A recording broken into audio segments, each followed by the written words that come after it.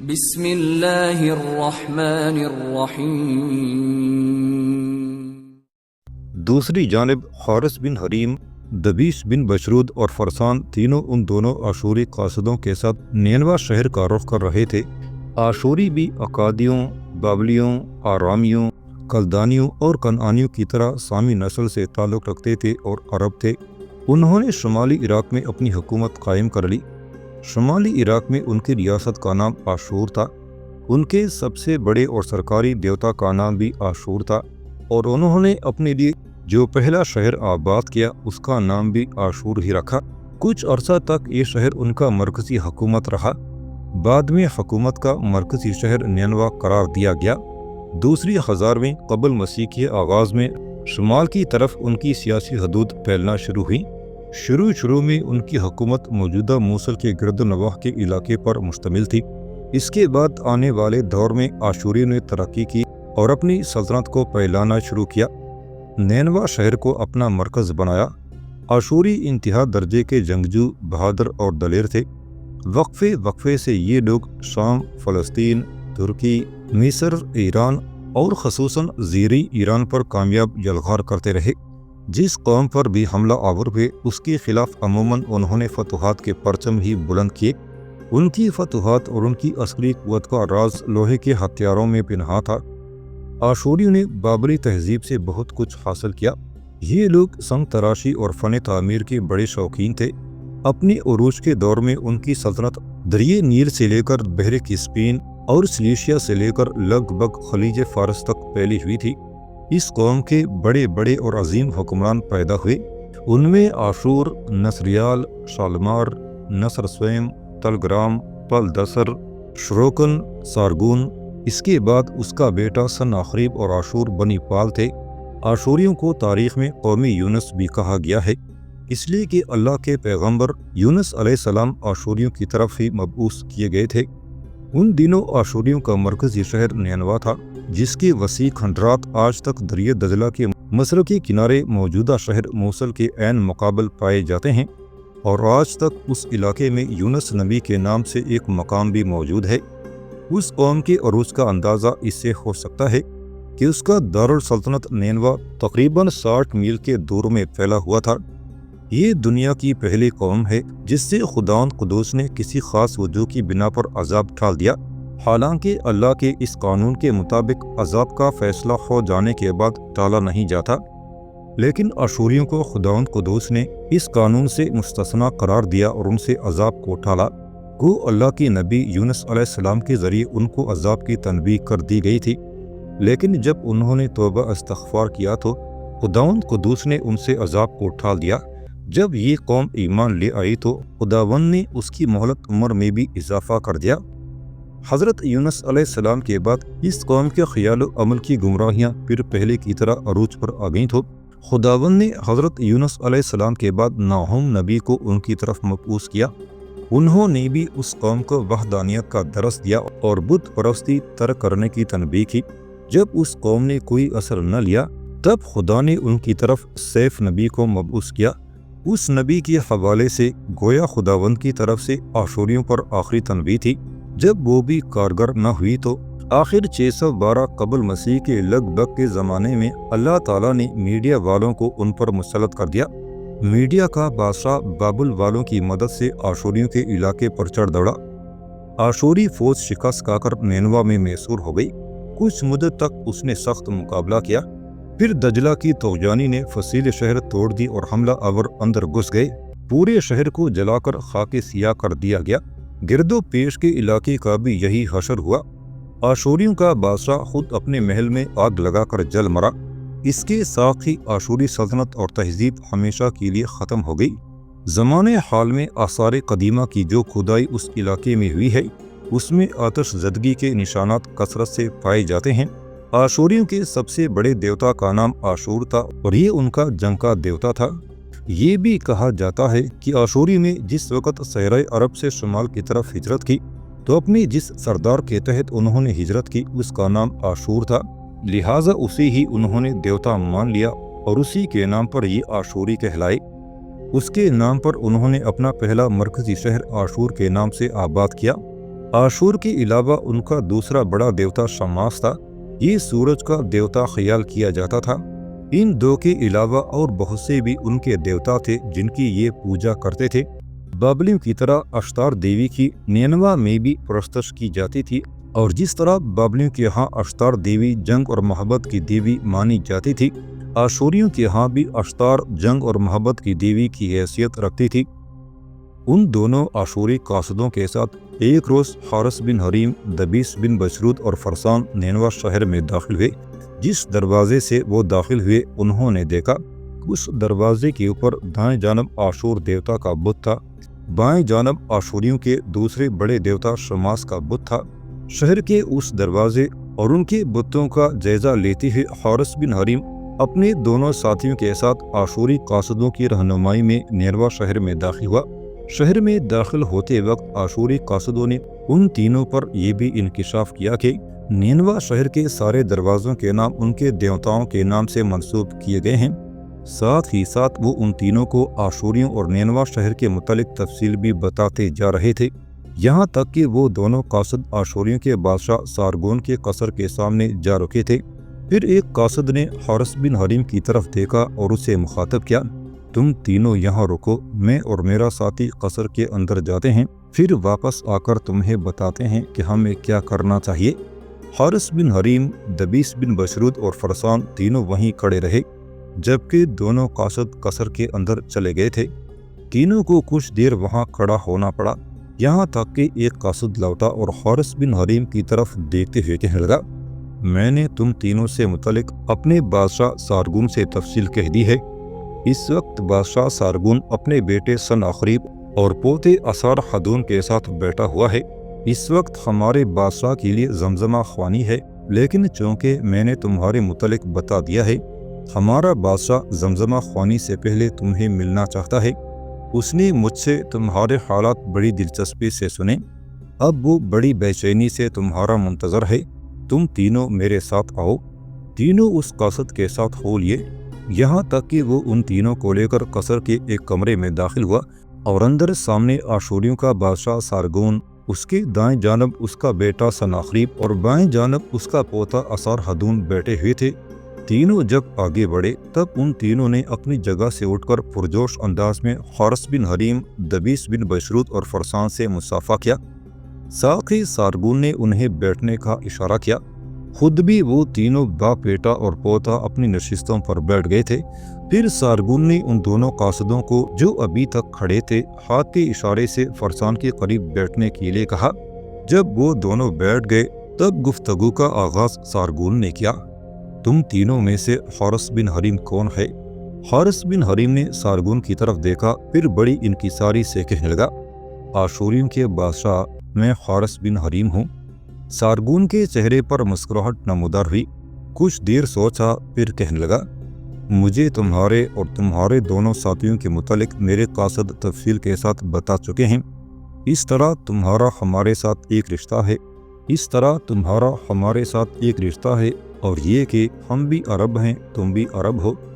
मेरे दोनों कासद तुम्हारे मुतालिक मुझे तफसील भी बता चुके हैं कि किस तरह कलदानियों के यहाँ तुम्हारे खाना बदोश कबीले पर हमला किया गया, तुम्हारे चचा और उनके अहले खाना का खात्मा किया गया, और जो लोग तुम्हारे खाना बदोश कबीले पर हमला आवर हुए वो भागने में कामयाब हो चुके हैं। सारगुन की बात काटते हुए हारिस बिन हरीम बोल पड़ा, जो कुछ आपसे कहा गया है वो सच है। कलदानियों के शहर दर यकीन के करीब हम पर हमला किया गया। हमला आवरों में से कुछ को तो हमारे खाना बदोश कबीले वालों ने ठिकाने लगा दिया था, लेकिन उनमें से 6 या 7 के लगभग अपनी जानें बचाकर भाग निकले। मेरे कबीले वालों और मैंने उन्हें दर यकीन शहर में तलाश किया, लेकिन हमें वो मिले नहीं, कहीं और भाग गए हैं। वो जहाँ कहीं भी जाएं हमारे इंतकाम से बच न पाएंगे। सारगुन शायद हारिस बिन हरीम की इस गुफ्तगू से खुश हुआ था, इसलिए कि वो मुस्कुरा रहा था। हारिस बिन हरीम जब खामोश हुआ तो उसने गुफ्तगू का फिर आगाज़ किया, मैं तुम्हारे जज्बे की कदर करता हूँ। कलदानियों ने तुम्हारी कदरदानी नहीं की, उन्होंने नाहक तुम्हें दरिंदों के सामने डालने की सज़ा दी। हालांकि ये कोई इतना बड़ा जुर्म नहीं था, مجھے یہ بھی بتایا گیا ہے کہ تمہیں کلدانیوں کے بادشاہ مردک بلدان نے اپنے لشکر میں سالار کی پیشکش کی تھی، لیکن تم نے ٹکرا دی۔ یقیناً تم جیسے عزت نفس رکھنے والے شخص کو ایسا ہی کرنا چاہیے تھا۔ تمہارے حالات سن کر میں بے حد متاثر ہوا ہوں۔ میں تمہیں اپنی لشکر میں ایک اعلیٰ عہدے پر فائز کروں گا، یا یوں جانو ایک ذمہ دار سالار کا عہدہ تمہیں دوں گا۔ میرا نام تمہیں پتہ ہی ہے۔ میرے ساتھ دائیں جانب میرا بیٹا سناخریب ہے، بائیں جانب میرا پوتا سارہدون ہے۔ میں پہلے تمہارا امتحان لوں گا۔ اگر تم اس امتحان میں کامیاب ہو گئے تو پھر یاد رکھنا، میری سلطنت میں میرے بیٹے اور میرے پوتے کے بعد سب سے زیادہ تمہاری اہمیت ہوگی۔ مجھے یہ بھی بتایا گیا ہے کہ تمہاری طرح یہ دبیس بن بشرود بھی اچھا تیز زن ہے، یہ بھی تمہارے ساتھ ہی کام کرے گا۔ جہاں تک تمہارے معمر ساتھی فرسان کا تعلق ہے تو مجھے بتایا گیا ہے کہ یہ ایک اچھا داستان گو ہونے کے ساتھ ساتھ بہترین دف نواز بھی ہے، اسے میں اپنے قصر میں کام دوں گا۔ سارگون تھوڑی دیر کے لیے رکا، پھر کہنے لگا، میں سب سے پہلے شمال میں 2 مہمات تمہیں سونپوں گا۔ ہمارے شمال میں 2 قومیں آباد ہیں۔ شمال مشرق کی طرف ہوری، جو اپنے آپ کو انتہائی طاقتور اور ناقابل تسخیر خیال کرتے ہیں، اور شمال مغرب میں جبل تاروس سے لے کر بحر اسود تک خونخوار پھیلے ہوئے ہیں۔ اکثر و بیشتر دونوں خونخوار قومیں ہمارے علاقوں پر حملہ آور ہوتی ہیں۔ میرے عزیز، میں تمہیں ایک خاصا بڑا لشکر مہیا کروں گا، 1 مہینے کی مہلت دوں گا تاکہ تم ان لشکریوں کو اپنے مزاج، اپنے ڈھنگ کے مطابق تربیت دے سکو۔ اس کے بعد میں چاہوں گا کہ تم حوریوں اور ہتھیوں کے خلاف حرکت میں آؤ۔ اگر تم ان کے خلاف کامیابی حاصل کرنے میں فوزمند رہے، انہیں شکست دے اور انہیں خراج دینے پر مجبور کر دیا، تب یوں جانو میری سلطنت میں تمہارا ایسا وقار ہوگا جس کا تم اندازہ بھی نہیں کر سکتے۔ سارگون رکا، کچھ سوچا، پھر وہ کہہ رہا تھا، میرے قاصدوں نے مجھے یہ بھی بتایا ہے کہ تمہارا خانہ بدوش قبیلہ محنت مشقت حاصل کرنے کے لیے میرے نئے آباد کیے جانے والے شہر درش روکن کا رخ کیے ہوئے ہے۔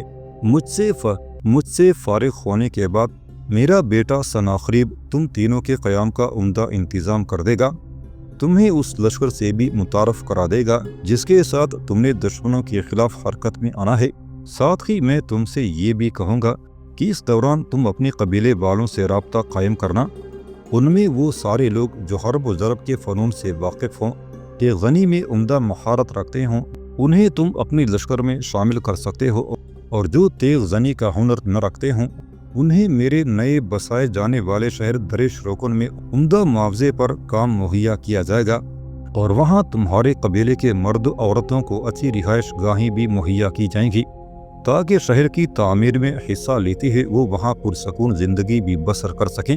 سارگون خاموش ہوا تو شکر گزاری کے انداز میں حارث بن حریم اس کی طرف دیکھتے ہوئے کہنے لگا، میں آپ کا انتہا درجے کا ممنون اور شکر گزار ہوں کہ آپ میرے خانہ بدوش قبیلے کو اس قدر اہمیت دے رہے ہیں۔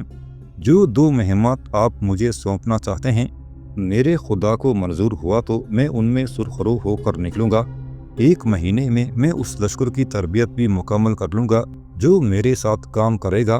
پھر میرے رب کو منظور ہوا تو میں اپنے سامنے کسی باغی، کسی دشمن کے پاؤں جمنے نہ دوں گا۔ حارث بن حریم جب خاموش ہوا تب سارگون تھوڑی دیر خاموش رہ کر کچھ سوچتا رہا، پھر انتہائی سنجیدہ سا سوال کر ڈالا، میرے عزیز، عقیدے کے لحاظ سے تم کیا ہو؟ کس مذہب، کس دین سے تعلق رکھتے ہو؟ اس سوال پر حارث بن حریم لمحہ بھر کے لیے سنجیدہ ہو گیا تھا، پھر فوراً بول پڑا، کہنے لگا، میں اور میرے دونوں یہ ساتھی دین ابراہیمی کے پیروکار ہیں۔ آپ برا نہ مانیے گا، بتوں کی پوجا اور پرستش کرنے والے نہیں ہیں۔ بتوں کو ہم اچھا نہیں سمجھتے، نہ بت پرستی کی طرف مائل ہیں، نہ بت قدی کی طرف جاتے ہیں، صرف ایک خداوند قدوس کی عبادت کرتے ہیں، اور خداوند قدوس نے انسانوں کی بہتری اور بھلائی کے لیے جو احکامات اپنے نبی ابراہیم علیہ السلام پر بھیجے انہی کے ہم پیروکار ہیں۔ ساتھ ہی اے بادشاہ، ہم ایک آنے والے رسول کے بھی منتظر ہیں۔ اے بادشاہ، جس رسول کے ہم منتظر ہیں ان کے آنے کی بشارت ابراہیم علیہ السلام نے بھی دی تھی، اس کے آنے کی بشارت بنی اسرائیل کے عظیم پیغمبر موسیٰ علیہ السلام نے بھی دی تھی۔ ہم اسی رسول کے منتظر ہیں۔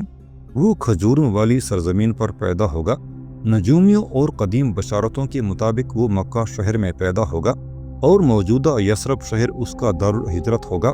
اے بادشاہ، وہ رسول اگر ہماری زندگی ہی میں مبعوث ہو گئے تو ہم تینوں یہاں سب کچھ چھوڑ چھاڑ کر اپنی زندگی کے باقی ایام ان کے قدموں میں گزارتے ہوئے فخر اور سعادت محسوس کریں گے۔ دین ابراہیمی کے پیروکار ہونے کی وجہ سے ہم دین ابراہیمی کے فرمانبردار تو ہیں، ساتھ ہی ساتھ ہم آنے والے اس رسول پر بھی ایمان لائے ہوئے ہیں اور اپنے خداوند سے دعا کرتے ہیں کہ وہ جلد مبعوث ہو، اس لیے کہ پرانی کتابیں اور صحیفے کہتے ہیں کہ جو لوگ اس پر ایمان لائیں گے ان کے گھوڑوں کے سامنے زمین سمٹ جائے گی، سمندر دریا ان کا راستہ نہ روک پائیں گے اور اس کا پیغام آگ کے طوفان کی طرح دور و نزدیک تک پھیلتا چلا جائے گا۔ جب تک حارث بن حریم بولتا رہا، سارگون، اس کا بیٹا اور پوتا تینوں چپ چاپ اس کو سنتے رہے۔ اس کے خاموش ہونے پر سارگون نے کہنا شروع کیا، میرے عزیز، ہمیں تمہارے عقیدے سے کوئی غرض و غایت نہیں۔ تم جس عقیدے سے بھی تعلق رکھو وہ تمہارا ذاتی معاملہ ہے اور تمہیں ایسا کرنے کی اجازت اور آزادی ہے۔ ہمارے ہاں کسی کی عزت و وقار عقیدے کی بنا پر مقرر نہیں کیا جاتا، بلکہ ہم اس کے اعمال کی وجہ سے عزت و توقیر عطا کرتے ہیں۔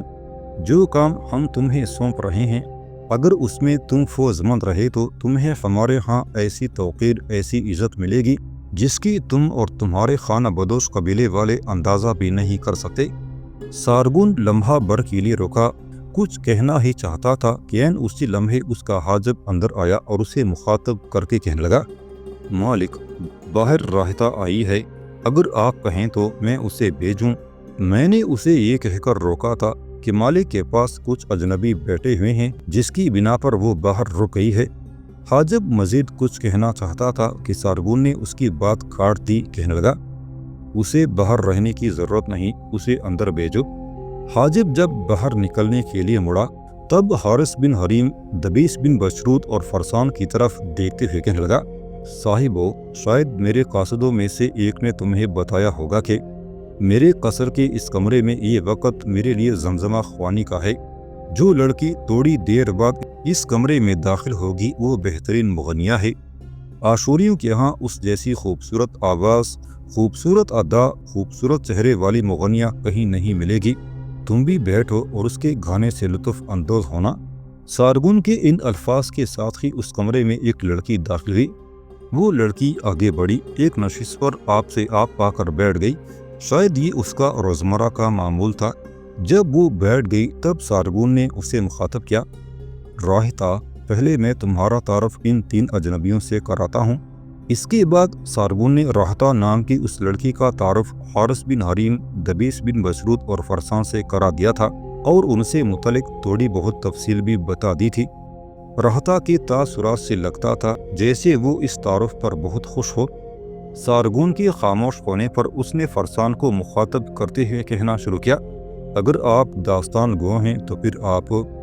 راہتا اپنی سحر انگیز آواز میں مزید کچھ کہنا چاہتی تھی کہ رک گئی، اس لیے کہ فرسان بول پڑا، اگر تم مجھ سے یہ جاننا چاہتی ہو کہ میں صرف داستان گو ہی ہوں تو ایسا نہیں ہے، میں ایک مغنی بھی ہوں، اور تم شاید یہ جاننا پسند کرو گی کہ میں دف بجا سکتا ہوں یا نہیں، تو سن میری بیٹی، دف بجانے میں میں کمال رکھتا ہوں، دف کے علاوہ بربط بھی بجا سکتا ہوں۔